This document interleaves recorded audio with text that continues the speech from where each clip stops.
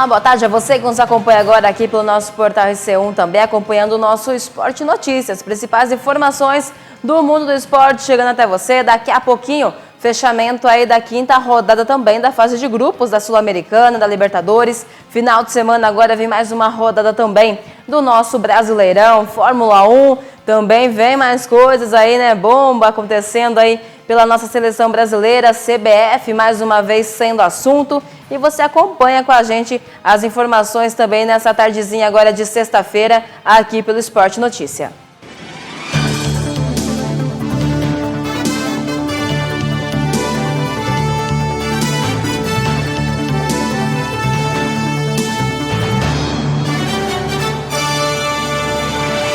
Informações do esporte para você em nome também de parceiros, e eu começo em nome lá de Santa Rita de Cássia, confecções, cortinas e persianas.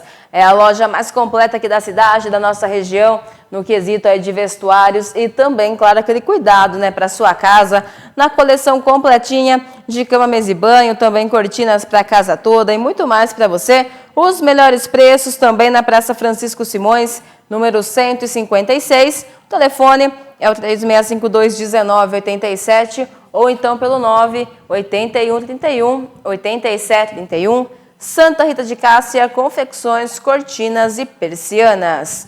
Também agropecuária, bichos e companhia, um lugar para você cuidar bem do seu bichinho de estimação, rações, acessórios, banho e tosa, artigos para pescaria, aquarismo, tem lá os peixinhos ornamentais também e muito mais para você conferir. A loja completinha para você na rua 15 de novembro, número 1117. Telefone para contato é o 3652-4675, Agropecuária, Bichos e Companhia. E vamos lá com as informações que chegam para a gente do esporte. Então a gente começa pelos últimos jogos aí da quinta fase também da Libertadores. Brasileiros ontem em campo, tivemos aí o Nacional e o Internacional, né? O pessoal que foi também aí para tentar essa vaga nas oitavas de final. O Inter entrou em campo aí para correr poucos riscos realmente contra o Nacional no Parque Central, jogando aí fora de casa pelo Grupo F. Lembrando que foi aí premiado, né, o Internacional com uma vitória de 2-0. E assim a equipe gaúcha depende apenas dele mesmo para conseguir avançar aí às oitavas agora, faltando apenas um jogo, né, que ocorre aí no dia 28 agora também, frente ao Atlético Nacional. Vamos aí acompanhar então, porque o Inter depende só dele. Se tiver um tropeço, aí tem que torcer para os demais aí, mas se não, uma vitória aí basta para o Inter conseguir já a sua passagem aí para as oitavas. Já garantido para as oitavas com 2 rodadas de antecedência, tínhamos o Palmeiras, né? O Palmeiras que recebeu aí em casa, no Allianz Parque, o Bolívar e venceu pelo placar de 2-0, se mantendo então líder aí do grupo e tentando também ficar líder da competição geral para depois poder definir os mata-matas jogando em casa no Allianz Parque. Você confere também como foi o jogo. O Palmeiras venceu o Bolívar por 2-0 na noite da última quinta-feira no Allianz Parque e garantiu a liderança geral da fase de grupos da Libertadores. Murilo e Facundo Torres fizeram os gols que decretaram a quinta vitória da equipe de Abel Ferreira no torneio continental. O Verdão já havia carimbado a vaga às oitavas de final da competição, com 2 rodadas de antecedência. O clube agora chega aos 15 pontos e não pode mais ser alcançado por ninguém na liderança geral desta fase. O Bolívar se mantém na lanterna com 3 pontos e dá adeus à Libertadores. Os bolivianos ainda podem, porém, brigar pelo 3º lugar e disputar a Sul-Americana. As equipes agora fecham a fase de grupos da Libertadores no dia 28 de maio. O Palmeiras recebe o Sporting Cristal do Peru a partir das 21h30 pelo horário de Brasília no Allianz Parque. Já o Bolívar enfrenta o Cerro Porteño no mesmo horário no estádio Hernando Salles em La Paz. Antes disso, o Verdão entra em campo no domingo para enfrentar o Red Bull Bragantino pela 9ª rodada do Campeonato Brasileiro.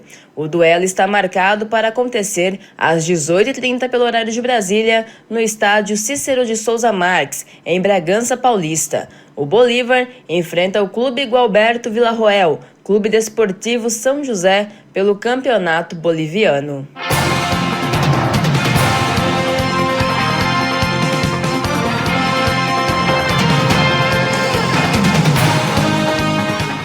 então o Palmeiras líder geral, né, da competição, faltando também mais um jogo apenas aí nessa fase de grupos. Um brasileiro também pela Libertadores que precisava vencer para se manter vivo na competição, não tinha outra opção, era o Flamengo, né? O Flamengo que viajou aí para fora de casa também para poder enfrentar a LDU e conseguiu um placar importante também aí, placar de 2-0, gols aí de Léo Ortiz e também Luiz Araújo, que mantiveram o rubro-negro salvo aí na competição, né? Foi o placar necessário para poder entrar na zona aí de classificação para as oitavas e aliviar um pouco a pressão também que o Flamengo vinha sofrendo aí durante a competição. O time agora está na segunda posição do grupo C com 8 pontos, a 2 pontos, né, do terceiro lugar. Então também não pode aí, né, dar aquele tropeção, porque tem risco, mas pelo menos já aliviou um pouco a pressão também dos jogos passados aí o rubro-negro. Pela Sul-Americana, um time também que foi bastante pressionado a campo aí fora de casa e precisava também vencer, foi o Corinthians, né, que foi aí enfrentar o Racing do Uruguai, jogando no Uruguai, um time misto, já visando também o clássico do final de semana, e conseguiu um placar magro aí, mas o suficiente para se manter vivo na competição. Gol do Matheus Bidu, 1-0 aí para o Corinthians, e você acompanha também. O Corinthians fez a lição de casa, mesmo com uma exibição longe de encher os olhos e de pouca inspiração. O Corinthians está mais vivo do que nunca na Sul-Americana. Na última quinta-feira, o Timão jogou com uma equipe alternativa e fez o suficiente para vencer o Racing do Uruguai por 1-0 no Estádio Centenário em Montevidéu, com gol de Matheus Bidu. O resultado coloca o time alvinegro na vice-liderança do Grupo C. A equipe de Dorival Júnior, portanto, só depende de si para avançar aos play-offs da competição. O time tem um ponto a mais com a América de Cali, terceiro colocado da chave, e garante no mínimo o segundo lugar em caso de vitória na última rodada. Se empatar ou perder, terá que torcer por um tropeço também dos colombianos. O Corinthians até pode assumir a liderança e se classificar diretamente às oitavas, mas precisa vencer o Huracan e tirar uma diferença de 7 gols de saldo. O Racing, por sua vez, segue sem pontuar e, já eliminado, fica estacionado na lanterna do grupo. O próximo compromisso do Corinthians na Sul-Americana está marcado para o dia 27 de maio. O time irá enfrentar o Huracan na Argentina, às 21h30 pelo horário de Brasília, pela sexta rodada da fase de grupos do torneio. Já o Racing visita o América de Cali simultaneamente. Antes disso, o Timão tem pela frente um clássico, o Sansão contra o Santos, pela nona rodada do Brasileirão. Os rivais medem forças neste próximo domingo, a partir das 16 horas pelo horário de Brasília, na Neoquímica Arena.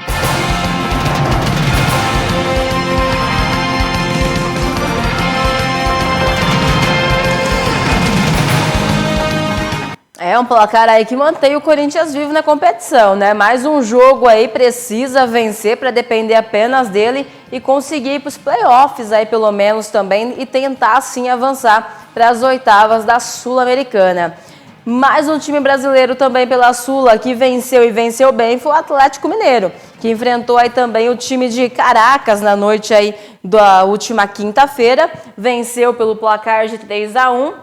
Lembrando também que foi aí pela quinta rodada, o Atlético chegou então a 8 pontos aí conquistados em 5 jogos. Na rodada final, novamente joga em casa, na Arena MRV, para poder disputar com o Cienciano a primeira colocação aí do grupo, posição que garante vaga direta às oitavas de final. O Galo aí competindo pelo primeiro lugar já no último jogo também da fase de grupos. Daqui a pouquinho mais informações chegando para você em nome também lá da Wizard, a maior e melhor escola de idiomas, aliás, estude na melhor rede de ensino. Lembrando que tem sempre uma Wizard bem pertinho de você. Aqui em Dois Córregos, fica ali na Avenida Fernando Costa, número 264. Telefone para contato é o 3652-5444 e tem também o WhatsApp, que é o 998 49 45 44, o Wizard. Também em nome lá de AM Metais, pessoal. Leva lá o seu material, dá um destino correto para ele, você vai ajudar o meio ambiente, vai ganhar dinheiro e é só vantagem em você poder fazer parte de AM Metais. O telefone para contato da equipe é o 3652-1599 e tem também o WhatsApp, que é o 981 71 2810, AM Metais. E vamos lá com informações do São Paulo. O São Paulo está se preparando também para mais uma rodada aí do Brasileirão no final de semana, mas que também virou assunto por conta de um acidente, né, que ocorreu aí no meio de semana também, durante o jogo ainda do São Paulo pela Libertadores, aonde um pedaço de uma placa de metal acabou caindo sobre a torcida durante ainda o jogo. 2 pessoas se feriram gravemente, né, inclusive é o pai e o irmão de um torcedor que estava também ali na arena. Os 2 passaram por cirurgia no crânio. O pai, né, desse rapaz está internado em estado grave ainda na UTI, entubado. O irmão já está aí mais estável, o estado dele. E você acompanha as últimas informações também desse caso agora. Filho e irmão dos torcedores atingidos por uma placa de metal no estado de São Paulo, Alexandre Edward, trouxe uma atualização do quadro de saúde de ambos os feridos. De acordo com o São Paulino, que também estava no Morumbis, ambos passaram por cirurgias bem-sucedidas. Em publicação nas redes sociais, o torcedor afirmou que seu pai, de 49 anos, passou por um procedimento cirúrgico no crânio. Apesar de tudo ter corrido bem, Alexandre disse que o pai ainda está entubado e sedado na UTI, mas em função de um problema no pulmão. Alexandre também atualizou o estado médico do irmão e explicou que ele está lúcido depois de também ter passado por cirurgia no crânio. O torcedor do São Paulo ainda agradeceu todas as orações e apoio direcionados à família neste momento difícil. Torcedores do São Paulo foram feridos por uma placa de ferro que caiu no setor das cadeiras térreas oeste do Morumbis, atrás dos bancos de reservas na última quarta-feira, durante o empate do tricolor com o Libertad do Paraguai em 1-1 pela fase de grupos da Copa Libertadores. A placa de ferro teria caído após tapas dos torcedores empolgados com o gol de empate do São Paulo aos 44 minutos do segundo tempo. Inicialmente, os torcedores feridos foram encaminhados para o Hospital Campo Limpo, mas posteriormente foram transferidos pelo clube para o Hospital Albert Einstein. Na última nota publicada sobre o caso, por volta das 13h40, pelo horário de Brasília da última quinta-feira, o São Paulo afirmou que seguia oferecendo suporte na torcida por uma pronta recuperação. Entretanto, Alexandre Edward alega que o São Paulo demorou a prestar socorro após o acidente. Em vídeo publicado mais cedo em suas redes sociais, o torcedor disse que precisou invadir o gramado do Morumbis para poder buscar ajuda.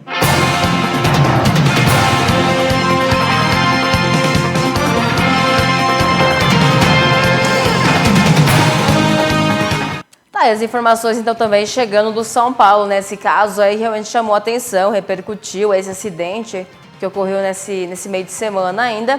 A gente aguarda também as últimas atualizações, né? E torce também para que dê tudo certo, aí melhoras tanto ao pai quanto ao irmão também desse torcedor, né? Que se acidentaram aí durante o jogo. Vamos lá falar do Santos, pessoal, porque parece que tem uma possibilidade aí do Santos virar uma SAF, hein? A gente sabe que já tem alguns clubes brasileiros aí adotando, né, esse novo estilo. Aqui no Brasil já temos aí o Botafogo, o Cruzeiro e também, mais recentemente, o Vasco. E temos também aí o Atlético Mineiro, que está se encaminhando também para algo parecido. E parece que agora o Santos também. Marcelo Teixeira já contratou aí uma empresa, um pessoal que vai estar assessorando esse lado. E daí falta agora saber, né, se realmente vai dar certo. Tem que passar por toda uma questão burocrática aí, do pessoal poder realmente dar ali o aval para ser ou não. E depois ver como que vai ser, se será aí por partes, se será o clube todo, como que o pessoal pensa aí em realmente transformar o Santos nessa SAF, e você acompanha também. O Santos deu início ao longo processo de busca pela venda de sua Sociedade Anônima de Futebol, a SAF. A diretoria procurou a XP Investimentos para que a corretora financeira possa auxiliá-lo na estimativa de valor de mercado para a venda da SAF e também na busca por compradores. Será da XP a função de coordenar todo o trabalho de estruturação e apresentação aos potenciais investidores. O clube também terá o apoio do escritório Bichara e Mota Advogados, especializado na área esportiva e societária. Para que uma eventual venda se concretize, primeiro é preciso conseguir aprovação no Conselho Deliberativo e em Assembleia Geral para uma mudança de clube associativo para a SAF. A ideia do presidente Marcelo Teixeira é buscar a mudança com propostas de compra em mãos. Existem diferentes modelos de SAF e ainda não é possível saber em qual o Santos vai apostar. Uma vez que a empresa seja constituída com todas as aprovações, é possível vender a parte majoritária, minoritária ou todo o seu capital para um novo dono. Botafogo, Cruzeiro e Vasco, com John Textor, Ronaldo e partners, foram os primeiros exemplos de times grandes no Brasil a constituir a SAF. O Atlético Mineiro também é agora uma empresa com fins lucrativos administrado como tal. Embora a vinda de Neymar tenha despertado inúmeros rumores sobre a transformação do clube em SAF e a possível compra por parte do pai dele e investidores, o projeto que está sendo estruturado pelo Santos neste momento não tem qualquer relação com o craque. A iniciativa é do presidente Marcelo Teixeira, além do comitê de gestão da Hexa Capital, na presença do seu sócio Alexandre Cobra. A empresa tem investimentos, tem sido parceira do clube na estruturação do projeto.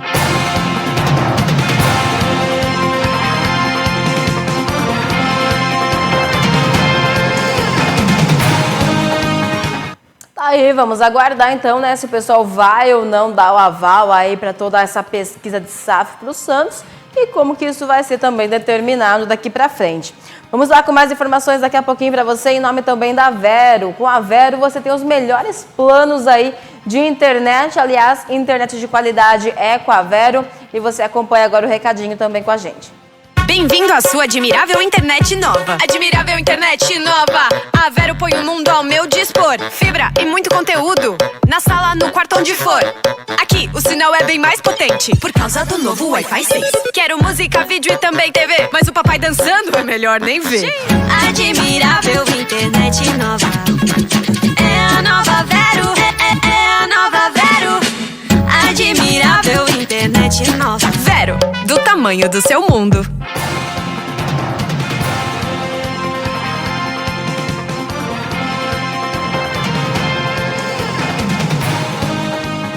Já falo também em nome lá do restaurante Fogão de Lenha, o Canto da Chuleta, o canto mais gostoso do Brasil. Vai lá para o melhor lugar, saborear a melhor comida. Agora também contando lá para você com os combos. Você escolhe aquela combinação que você mais gosta. Restaurante Fogão de Lenha é o Canto da Chuleta. E vamos lá falar também já de seleção brasileira, né, de CBF. Tivemos aí então também o afastamento, né, do presidente Edinaldo Rodrigues. Segundo informações, foi pelo motivo de uma suposta falsificação de uma assinatura em um documento que daria ali a ele todo o direito, né, o poder dentro da CBF. Isso está sendo investigado, ele acabou sendo afastado e com isso se levantou alguns questionamentos, inclusive se isso teria algum abalo ou não com relação ao Ancelotti. Ele também foi notificado aí sobre o afastamento do presidente Edinaldo. Ele disse que nada muda, ele tem aí um contrato com a CBF e não com o Edinaldo, segundo ele. Então, a partir do dia 26 aí, teremos logo mais Ancelotti no Brasil, já também preparando aí a seleção brasileira. E você acompanha também os bastidores aí da CBF com esse assunto. O Tribunal de Justiça do Rio de Janeiro afastou o presidente da CBF, Edinaldo Rodrigues, apenas 3 dias após o dirigente anunciar a contratação do técnico Carlo Ancelotti para a seleção. Com a mudança no comando da entidade, surgiu a dúvida: existe a chance de o acordo ser desfeito? Horas depois de ser nomeado interventor da CBF, Fernando Sarney avisou que não vai mexer no contrato. Foi apurado também que a posição de Ancelotti é a mesma. O italiano foi avisado por interlocutores da queda de Edinaldo no fim da noite da última quinta-feira, no horário de Madrid, e garantiu que nada muda. Seu contrato é com a CBF não com Edinaldo, foi o que disse ainda o técnico. Nas conversas, Ancelotti transpareceu tranquilidade ao saber da notícia. A delicada situação política da CBF foi tema das negociações com o técnico, conduzidas pelo intermediário Diego Fernandes. O italiano estava ciente do risco de mudança no comando da entidade. Ancelotti, por sinal, recebeu sinalizações de opositores de Edinaldo de que eles aprovavam um acerto com o técnico e nada fariam para mudar a situação em caso de um possível afastamento do presidente. Nos bastidores da CBF existe um consenso. A seleção precisa ser separada das questões políticas e eleitorais. Por isso, a intenção é manter em seus cargos o coordenador de seleções masculinas, Rodrigo Caetano, e o coordenador técnico da entidade, Juan. Os dois, inclusive, estão em Madrid, onde se reuniram com Carlo Ancelotti horas antes do afastamento de Edinaldo na CBF. Os interventores da entidade desejam que Rodrigo Caetano e Juan mantenham a seleção separada da turbulência política. Fernando Sarney tem pressa para convocar novas eleições. No melhor cenário, ele espera que as eleições sejam realizadas antes mesmo do jogo contra o Equador no dia 5, que vai marcar a estreia de Carlo Ancelotti à frente da seleção. A chegada do italiano ao Brasil está prevista para o dia 26 de maio, quando vai iniciar o trabalho.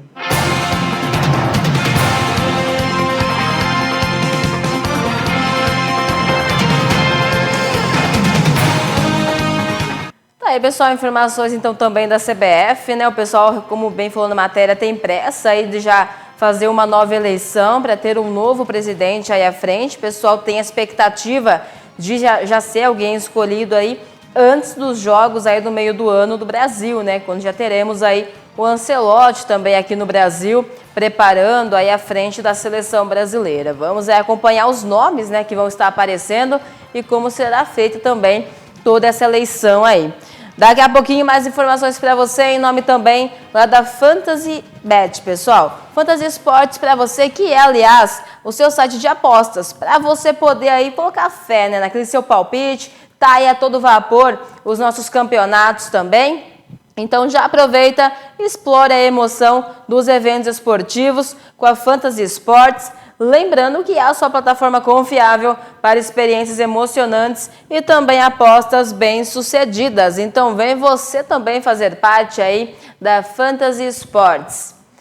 E eu já aproveito para vir falar também, sair um pouquinho agora do nosso futebol para ir para o automobilismo, porque agora domingo, final de semana, volta com tudo aí depois de 2 semanas, né, parado nossa Fórmula 1. Vem aí a 7ª rodada de um número de 24, né, que promete para esse 2025, onde estaremos agora aí na Emília-Romanha, né? Promete também aí esse circuito famosíssimo, já tradicional também, e você acompanha um pouquinho as informações agora. Com 6 de 24 corridas do ano realizadas, a Fórmula 1 encerrou o primeiro quarto de provas em 2025, com a vitória de Oscar Piastri da McLaren em Miami. Agora a categoria se encaminha para o tradicional Autódromo Internacional Enzo Dino Ferrari em Imola, palco do GP da Emília-Romanha e, no passado, no GP de San Marino. O Grande Prêmio acontece daqui a 2 semanas, entre os dias 16 e 18 de maio. A prova vai ser a 7ª do campeonato e a primeira em solo europeu. Neste ano, a Austrália abriu a competição e deu início ao tour por Ásia e Oceania. Na sequência, foram realizadas grandes prêmios na China, Japão, Bahrein e Arábia Saudita. Até aqui, a única corrida fora desses 2 continentes foi a do último domingo, nos Estados Unidos. A pista, localizada em Imola, retornou ao calendário da Fórmula 1 em 2020, após 14 anos de ausência. No início daquele ano, o GP não estava previsto no calendário.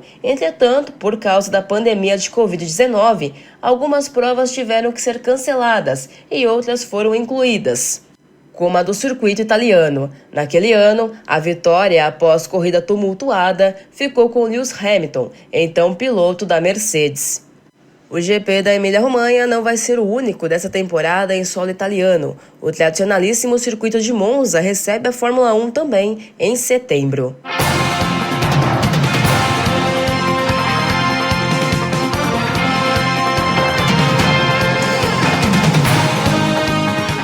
Aí, pessoal, voltando com tudo então, depois de uma pausa de 2 semanas, domingão de volta com a nossa Fórmula 1. E essas foram as informações também aqui do nosso Esporte Notícia, que vai ficando por aqui. Agradeço a Mauro pela técnica, você que esteve também acompanhando, ficando informado com a gente. Volto amanhã, sábado, às 11h30, também com o Sábado Esportivo. Na segunda-feira, depois das 9 horas, temos aí Cultura Hits. Mais esporte à tarde para você também. Desejo a vocês uma ótima tarde, uma ótima noite, um ótimo final de semana. Fiquem todos bem e até mais.